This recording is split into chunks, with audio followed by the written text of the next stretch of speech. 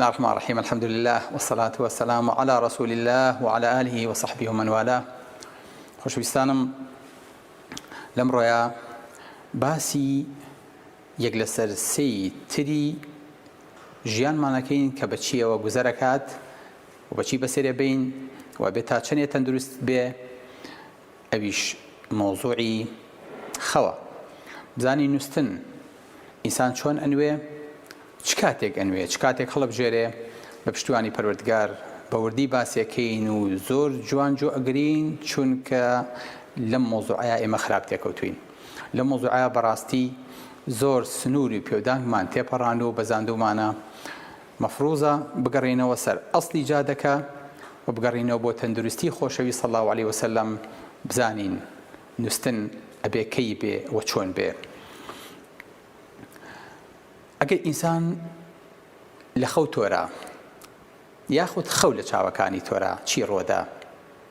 یەکێک لە موسیبەتە گەورەکان حەزەکەم ئەوە بزانن خۆشەویستان ئەوەیە کە ئینسان ئەتوانێ ماوەیەک بەبێ خواردن بژی، بەڵام ناتوانێت بەبێ خەو بژی.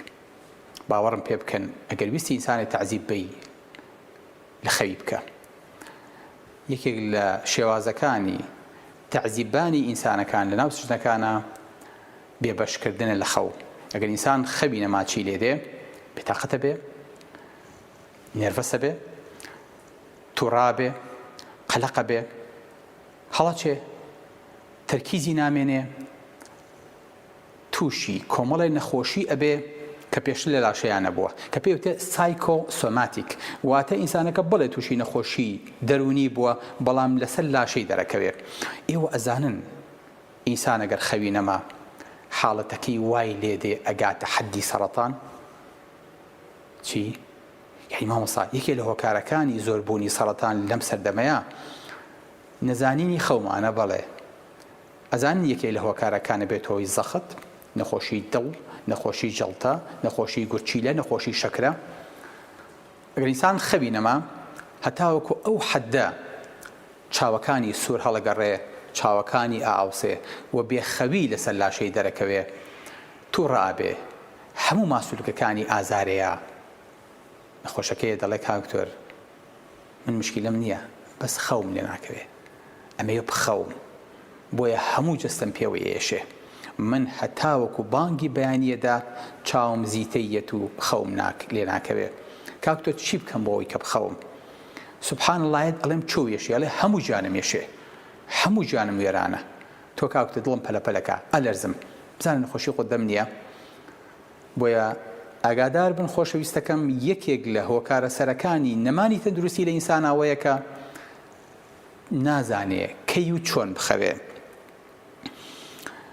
خەو هەر کاتێ ویستێ بخەویت ئەبێ کۆمەڵە شت هەیە نەیکەی، ئەبێ کۆمەڵێک شت هەیە پیادەیکی با لە یەکەم خاڵە و دەست پێ بکەین. ئەویش کاتی خەوە. چ کاتێک ئەخەوی؟ پێغەمبەری خوا صلی الله علیه و سلم فەرمێ ئیذا نعس أحدكم وهو يصلي فليرقد حتى يذهب عنه النوم. یعنی چۆن پێغەمبەری خوا ئەمرمان پێکا؟ فەرمێ هەر کاتێ برسی بوو نان بخۆن، زۆریش مەخۆن. ئەفەرمێ هەر کاتێ ئینسان شەو نوێژێ کرد، سەیری ئەم نوێژە گەورەیە لە بینی عەبد و خوایە. ئەفەرمێت باوێشکی یا و خەواڵوو بوو با بخەوێ، شەو نوێژەکەی بەردەوام نەبێت، با بخەوێ، پاڵکەوێ. ئەوەشی هەر خێرە بۆ چکە خەوەکە ئێستا زەڕورترە هاتوێتە پێشەوە.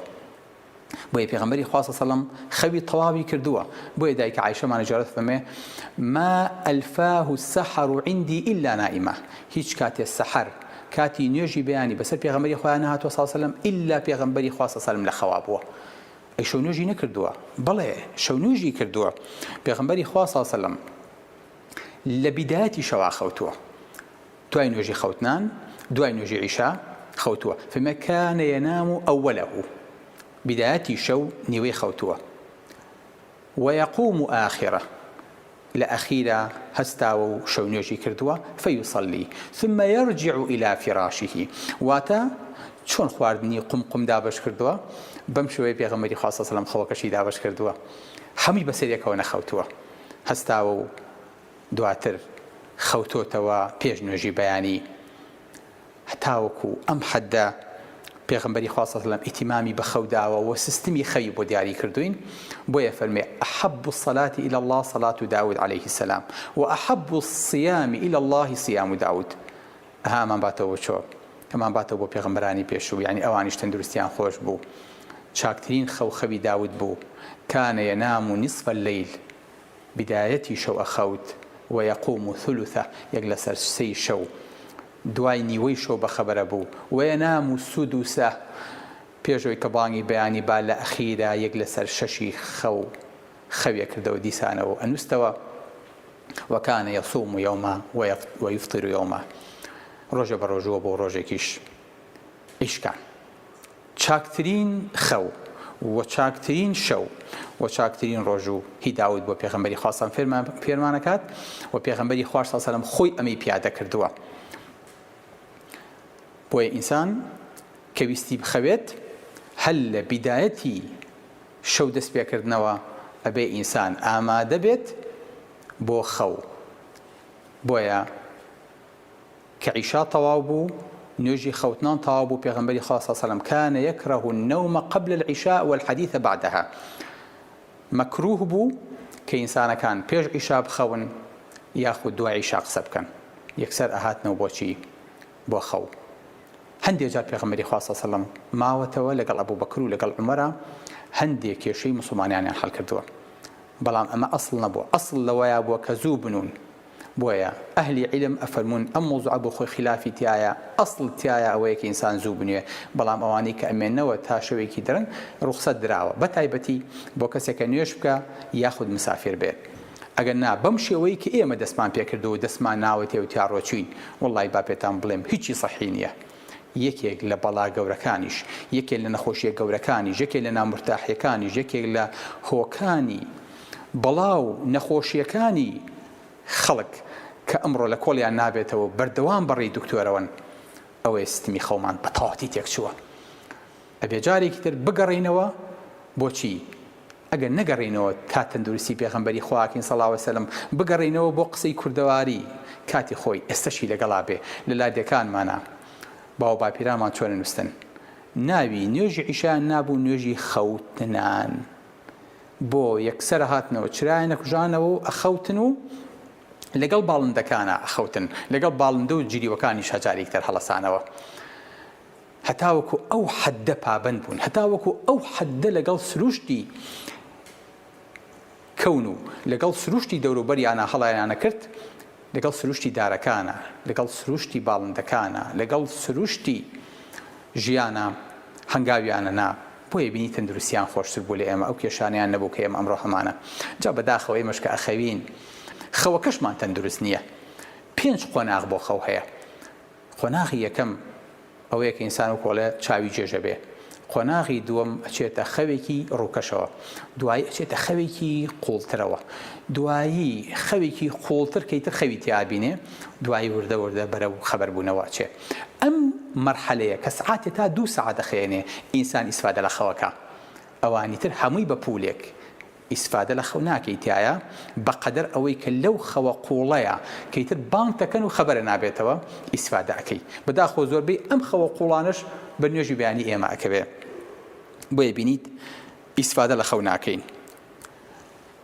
خەوی شەو دوای نوێژی خەوتنان ئەگەر 1 سعات بخەوی یەکسانە بە 3 سعاتی کاتی تر بۆ خەو بۆیە زۆر زەرورە ئینسان لە بیدایەتی شەوە خەو لە دەست نەیات لە هەفتای خەوەکانیشمان کە خەوی قوڵن لەم بیدایەتی شەوەیە ئەبێ پێش ئەوەی شەو لا بکاتەوە و نیوەی شەو تێپەڕێ خۆشەویستەکانم ئینسان ساعەیەکی بایۆلۆجی تایە سعاتێکی بایۆلۆجی پێت ئەڵێ کەی هەستە کەی بخەوە کەی بەخەبەر بە خۆی تەوقیتێکە پێت ئەڵێ دوێنێ تۆ زوو نووستی ئەمڕۆژ خەویە لە کاتی موعیدەکەیە بۆیە ئینسان تەوقیتێکی تایە ئەلارمێکی تایە پێڵێ ئەڵێ کەی بخەوە ئەلێ سعات 8 ئەگەر ویستی سعات 4 بەیانی هەستیت یاخود سعات 10 بخەوە ئەگەر ویستی 6 بەیانی بەخەبەر بی قەت نەکەیت لە دوای دەوە بەخەبەر بی ئەمە قسەی چێە مەقسی من نییە. ئەمە قسەی طب بە خۆشەویستەکانم کە ئینسان مەفروزە پابند بێ پێوەی لە مجلەیەکا کە بەناوی لایف ساینسەوە ساڵی 2007 چاپ کراوە، بڵاو کراوەتەوە ئەفەرمێت ئەو سستەرانەی بە دیار نەخۆشەوە ئەمێننەوە چارەسەری سەرەتان و نەخۆشیەکانیان بۆکەن و ئازاریان لەسەر کەمەکەنەوە، خۆیان احتیمالی توشبوونیان بە سەرەتان لە 150 بۆ لە 100 زیادەکە لە مەمکیانە تەنها بەوەی کە خەویان لێ تێکەچێ لەشەوە. ئەمە قسەی من نییە.